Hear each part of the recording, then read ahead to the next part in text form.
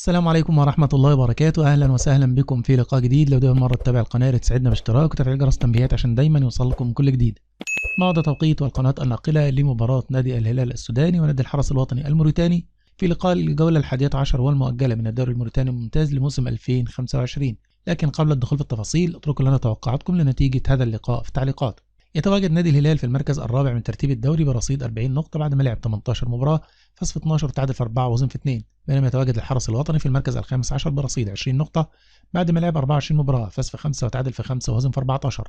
تنطلق سفرية لقاء الفريقين بمشيئة الله مساء يوم الأربعاء السادس عشر من أبريل 2025 على الساعة 7:30 مساء بتوقيت مصر والسودان وليبيا وفلسطين، 8:30 بتوقيت مكة المكرمة وسوريا ولبنان والأردن والعراق واليمن، 6:30 بتوقيت تونس والجزائر والمغرب.